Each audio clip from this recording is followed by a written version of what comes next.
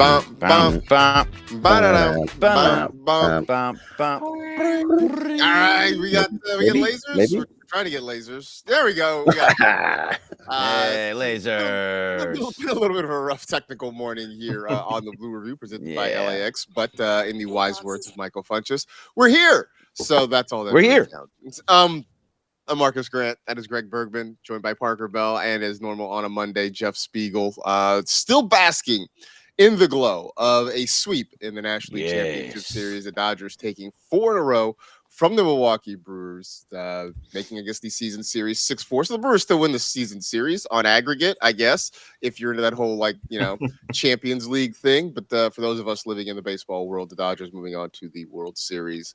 Greg, Parker, I have spoken to you since this has all gone down. Jeff, we have not spoken, man. How are we feeling about being back in the World Series?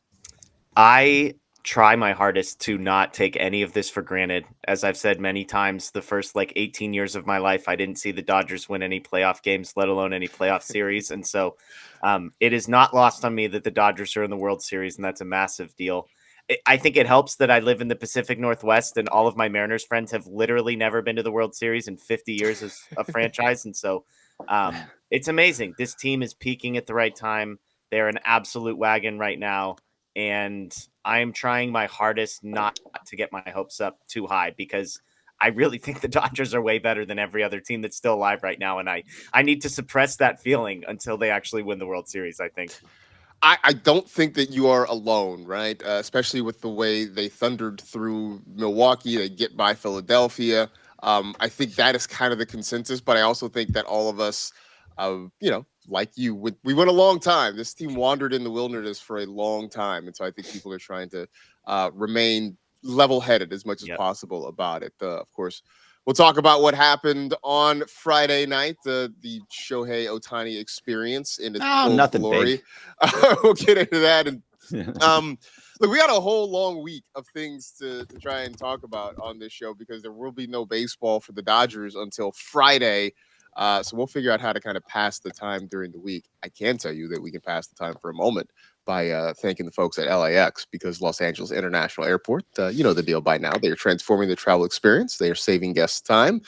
For more information, you can go to flylax.com/transforminglAX. Greg, I think where Jeff was, I think maybe is a good place to kind of start. The Dodgers back in the World Series. A lot of the talk on social media, especially, and granted, look, I know that's not real life and maybe not to get hung up on that, but so much of the talk about the Dodgers have broken baseball, right? The Dodgers have ruined baseball. One, Greg, where was this talk when the Brewers were winning 97 games with a small market payroll? And two, many of us remember the Frank McCourt years. And so I don't know if people want Dodger fans to apologize, but I'm not sorry about watching this team. So, no, there's no reason to ever feel sorry about watching this team. And also, they are within the rules of everything that they're allowed to do. They're allowed to sign guys. They're allowed to defer money. All teams defer money. All teams can sign these guys. And, think the biggest thing that they say is, they just buy their players. So all these players, let's talk about the players that are there. So Shohei chose to come here. He's going to get $700 million. He even took less, took the $2 million a year, just based off deferrals and all of that kind of thing. But that was because he chose to come to a winning culture, because where he was down in Anaheim, sorry, Parker Bell, is just a disaster down there. Our guy is right there, just taking this on the chin. As he should. And then there's Mookie Betts, who is in this. Mookie Betts wanted to stay in Boston. Boston did not want to pay Mookie Betts. Boston traded Mookie Betts to the Dodgers for a bunch of dudes that Connor Wong, I think, is still there, but that might be about it. But either way, they chose to move off of him because they didn't want to pay him. Freddie Freeman, the Braves chose not to resign him. They wanted Matt Olson instead of Freddie Freeman. That's not the Dodgers' fault. Then they come and say, hey, I'm from LA. I want to go play for the Dodgers. It just all kind of makes sense. And also, they pay their players. The amount of money that they make, they're I saw a graphic a little while ago that they use over 70% of their revenue on their team. So that's the second most, with the Mets using 90%. That's it. They do what they're supposed to do. They put money back into their team. So no matter what anybody of these people say, it's all nonsense, because they are making money and putting it back in the team. If your team, if you're not a Dodger fan, if your team was going to spend money, you'd be ecstatic about it. So no, it's not breaking baseball. They are doing what they're supposed to be doing, and it's actually good for baseball, in my opinion. And Greg, quickly, I mean, the Blue Jays are, I think, 5th in payroll this year, and look where they are. I don't hear Parker. I hear Parker. Oh, I can hear you, Parker. Greg may not hear me, but yeah, the Blue Jays 5th in payroll, so that's just a testament, Marcus, to like Greg was saying. I mean, you reward your players. You're seeing what Vladdy's doing in October. You're seeing what their big paid players are doing in October, and there it is. So that's just the fact of the matter is, you got the Yankees, you got the Mets, all these types of teams who are doing a pseudo version of what the Dodgers are doing. It's just the Dodgers do things better.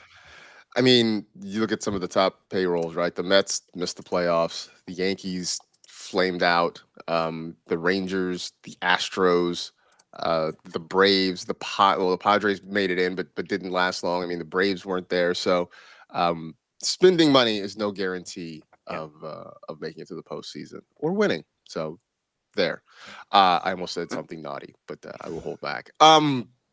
Jeff, let's go back to Friday, because Greg and I talked about it. Parker and I, we've talked about this thing. I have not heard your thoughts on what might be the single most amazing individual performance in a baseball game, regular season or postseason, that any of us have ever seen.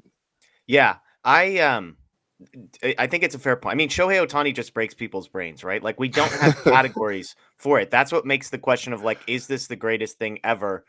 We don't really have anything to compare it to. Like, we can look at the most unbelievable pitching performances. We can look at the most unbelievable hitting performances, but we don't have metrics and ways to evaluate what happens when a guy does both of those things in the same game. And I tried in our post-game show on Friday night to remain as balanced as possible and to remain open to the possibility that when Don Larson throws a perfect game in the World Series, that maybe we shouldn't rush straight past that to say that what Ohtani did is the greatest game of all time. However, I think what Ohtani did is the greatest thing we've ever seen on a baseball field, because as Anthony pointed out on our show, he goes, Don Larson didn't score the runs that he needed to win that game. And so Ohtani did. Mm-hmm. You know, Ohtani did need the bullpen to go get him 9 outs. But yeah, I think the Larson game is the only thing that is even in the same stratosphere. And that's a perfect game in the World Series. Like, again, I don't think we should move quickly past that. However, 3 home runs, 6 shutout innings, 10 strikeouts. I keep saying let's not forget that one of the home runs he hit went out of Dodger Stadium. I don't remember who had the stat. I hadn't seen this until yesterday. He's the first player in the StatCast era to have 2 home runs over 116 miles an hour in the same game. So that's like another thing that he did for the first time ever, while also throwing 6 shutout innings and getting 10 strikeouts. So it's easily Ohtani for me. Don Larson is second, and then I think there's a massive gap for everything else. But the guy's amazing, and I'm adopting your nickname, Marcus, of Costco. Yeah. It's just in bunches, and it's bad, and then it's great. And the fun stat I gave Matthew Moreno on our show last night is: did you know that Shohei Ohtani now leads all Dodgers players in postseason OPS this year? He has the highest OPS of any Dodger. Basically on the strength of one game. One game. Yeah. So there you go. He was like 1 for 25, then all of a sudden now he has the best OPS on the team. Yeah, it's like crazy. 1,000. So I got killed on social media because I tried to explain how I think that may have been the greatest ever in sports history, not just in baseball history. And people were kind of getting on me because I tried to say that it's hard to equate for basketball, right? So I try to go to Jordan, who's the best ever in basketball, and try to find 2 different things that he was doing. So I used defense, and I understand why they're upset. He is a good defender and won Defensive Player of the Year and had like 9-time first team all defense. Like, that's all great. That doesn't, defense to pitching and offense to hitting they don't equate. So it has to be different kind of things. But the point still stands is that I don't know of a better performance in the history of sport than what this guy just did. To be in charge of such 2 different things. People said Deion Sanders and going from and playing football and baseball in the same day. but not the same. I don't Mm. know how he did in those games, but in the same day, that's pretty amazing. It's also not the same game. So I just don't know. I don't think there's a better game in the history of sport than what this man just did, because it doesn't equate perfectly. Well, and I think to your point, like, we have to keep in mind this was also in a game that clinched a spot in the World Series. You know, like I said, what And Ohtani he hit did a ball against the out of the Marlins hard when he yard. got to 50-50 was incredible. Maybe the greatest offensive day ever. It was also against the Marlins at the end of the season in a game that really didn't mean anything. And so we have to add in the tax of this was also in the NLCS with the trip to the World Series on the line as well. Yeah, obviously a lot of people were trying to put some sort of context to this because I think that helps our tiny human brains try to make sense of things that otherwise don't make sense. Um, Honestly, the best comparison that I saw to what Shohei did in Game 4 was Secretariat winning the Belmont in 1973 by 31 lengths and still pulling away at the end. I mean, like, it was so mind-boggling that we had to go to another species of animal to find something that sort of compared to it, because nothing that a human has done on a court or field um, really does it justice. Yeah. I mean, Parker, just watching that game, uh, when he hit the third one, I just stood up and just laughed, like, because I didn't know how else to respond. I just started giggling when I saw the ball leave to center field. Um, I don't know, and look, again, you being the Angels fan have watched Shohei closely longer than any of us. Um, Yet somehow I feel like you're even still amazed by stuff he does. Every day. It's something different every single time he plays. And the thing is, with Ohtani, I mean, well, first off, I just want to say I'm still buzzing. That's why I wore his jersey today, just from being there. My new goal in life is to get the scorecard that I had from that game, which is it's in my room now. That I gotta get that signed at some point by Ohtani, because it just is. It's the coolest scorecard I've ever had, because all you see is just fours, fours, fours. I mean, the best time I've ever had, and I know that I've watched him throughout his whole career, and like every single time I do, I'm on the edge of my seat. But this time specifically, I mean, I was right next to Clinton Yates, and we were just looking at each other the entire game. Like, are we watching MLB The Show live? Like, is this real life right now, Marcus? But I'm just so happy to see that Ohtani pulled things together, figured it out, and like Jeff said, I mean, he led the team in certain stats just based off of almost one game.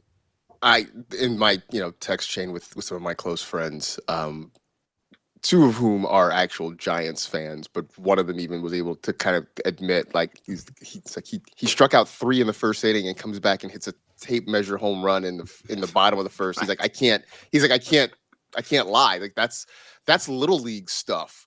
That's the kind of thing you do when you are the biggest 12-year-old on your block and you're just dominating smaller kids who have not matured yet. That's what that is. In the chat, I see Ryan R saying, still some grumpy old former ball players are all losing their mind right now. They said Ohtani is not the GOAT. Shout out to CC Sabathia. Shout out to guys from Vallejo, California. We're all dope.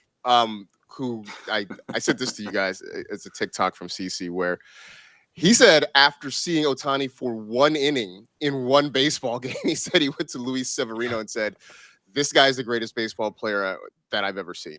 I mean, CC knew right away that Shohei was going to blossom and to do amazing things. So at least some of the former ball players are able to, put aside their ego and witness greatness. Jeff, we're probably not going to talk to you later in the week. So a few things about the World Series I think I want to kind of get off of, out of you on your mind. Rotation wise, I mean, obviously I think it stays the same. Do they come back Snell game 1, Yamamoto game 2, or does that matter depending on who they potentially would face in the World Series? My general thought is don't change anything from what you just did in the last series.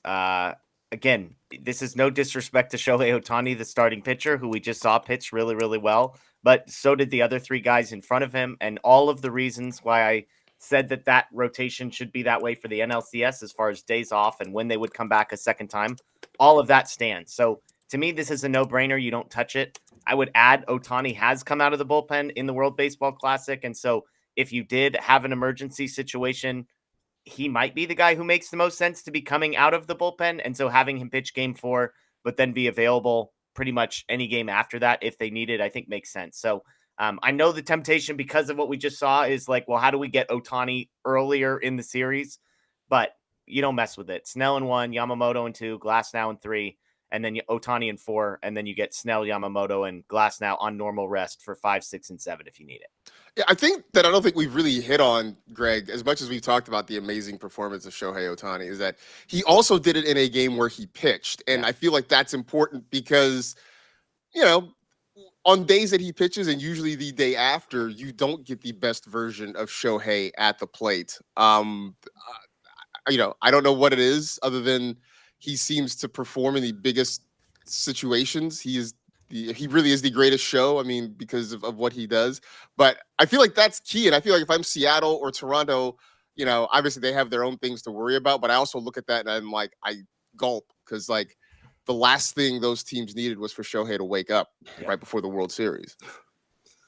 Yeah, no, Shohei waking up is probably the worst thing that could possibly happen. I do wonder what you guys think, though. Like, is it this rest versus rust thing that we've talked about before? They now have a lot of time off in between, and it's good for them. But they're also, that means Shohei was hitting a stride. They were getting good, starting to hit a little bit more. There was a lot of good things that were happening.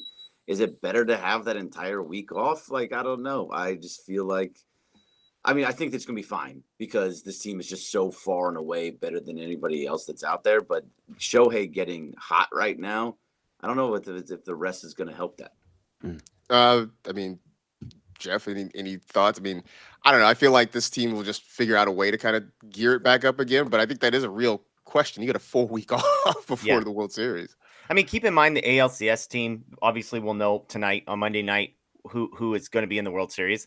That team's going to have 3 full days off in between this series and the next one. And so I think both teams have crossed the threshold of like feeling it's going to disrupt your rhythm a little bit. And so you're going to have to reacclimate, readjust.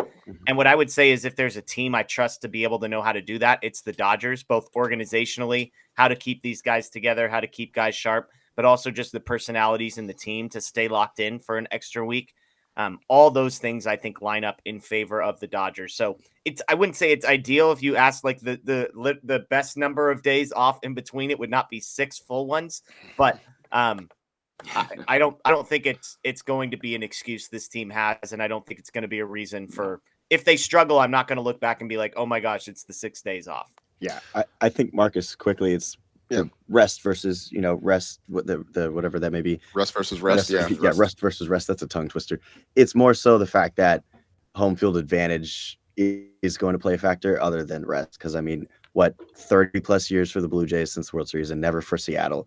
So it's about those cities popping more so about the rest. Because agree with both Greg and Jeff, Dodgers are going to figure out how people are going to be rested, how people are going to look, how Ohtani's going to look. It's more so about the energy that'll be in the other stadiums. That kind of, I guess, worries me. But then again, you can't really be worried when this Dodgers team seems to not get rattled by anything. Do we have a preference, guys? Greg, any preference on who they face in the World Series? I mean, we'll find out obviously tonight. So no, not really. But I mean, I think they're going to win. They're going to win this no matter what because I think they're better than both of these other teams. But at the same time, I don't know if I want to see Toronto. Vladimir Guerrero is actually a really, really scary ball player. Like he's not swinging and missing. He's struck out swinging 1 time in the postseason so far, and he can hit a ball 3 times and still get a single off of it on a broken bat, which is also kind of crazy. So I kind of want to stay away from that. I understand the whole thought being like, oh, you can win at home if you go to Toronto. I don't care where you win. I just want to win.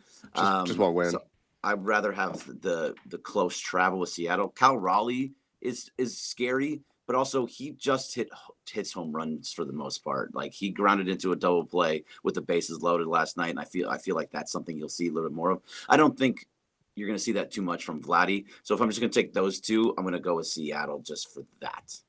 I mean, I think also Raleigh seems like the burden of catching a full season and hitting all those home runs. It feels like it's starting to catch up to him a little bit with what we've seen in the postseason. Jeff, I don't know if you have a preference of who the Dodgers should see. Mariners pitching scares me. I think that group is good, and I don't think the Blue Jays have a good starting pitching staff. The Blue Jays bullpen is also a disaster. They've had like 11 guys pitch in the postseason. I think they have one guy who hasn't allowed a run, and they have like 2 guys with an ERA south of 3.5. So their bullpen stinks, which I like. Then you've got home field advantage. So I really think it's 50-50. There's things about both teams that aren't ideal, and things that I would like, but I don't know. You could convince me either way. Vlad terrifies me. So that's probably the difference maker why I'd prefer Seattle, but it's close. Yeah. Obviously, we have no say in it one way or another. I've already sort of decided there are narratives on both sides. You've got if you get Seattle and the Dodgers, then you know it's the series for Japan with the Japanese market being incredibly locked in with those teams. If it's the Blue Jays and the Dodgers, then it's Kendrick versus Drake all over again. Part 2, LA and Toronto. And Blue Jays, I I love think. that one. Yeah, Jeff, you kind of alluded to it. I mean, they just don't have an effective lefty for Shohei, Muncy, and Freddie. So I would lean towards Blue Jays in terms of what the Dodgers offense would look like. But I mean, I think just for baseball, Seattle would be a lot more fun.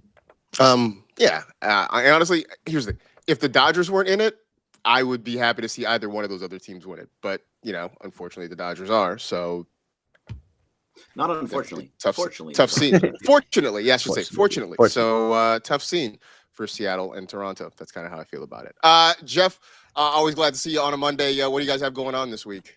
We're going to go back live tonight, actually, as soon as ALCS Game 7 wraps up. So we'll have a little bit of a series preview in real time tonight around 8 p.m. over on the Dodger Blue 1958 page. Then I'm going to be out of town for a few weeks. There will be tons of content on our channel, but I will be back doing live post-game shows after every game. So Friday night, I'll be back with Game 1. So Dodger Blue 1958 is the YouTube page, Dodger Heads, if you're a podcast person. There it is. So it's look, tonight for the city of Seattle could either be the greatest sporting night or the worst because they've got Blue Jays and Mariners. That one starting at 5 o'clock Pacific time, and then I think it's 7 o'clock. It's Houston Texans and Seattle Seahawks on Monday Night Football. So the city of Seattle could either be drunk with happiness or drowning their sorrows. So we will see. Either way, the Dodgers await on the other side. So that'll do it for this edition of the Blue Review presented by LAX. Thanks to everybody in the chat for hanging out with us. As always, we appreciate LAX for jumping in and helping us get this going as well. Stick around. The Sedano and Cap Morning Extravaganza coming up here on the ESPN LA YouTube channel. For Jeff Spiegel, for Parker Bell, for Greg Bergman, I am Marcus Grant. Back with you tomorrow, 6:30 to 6:55, right here, talking more Dodger baseball. See you then, everybody. See you.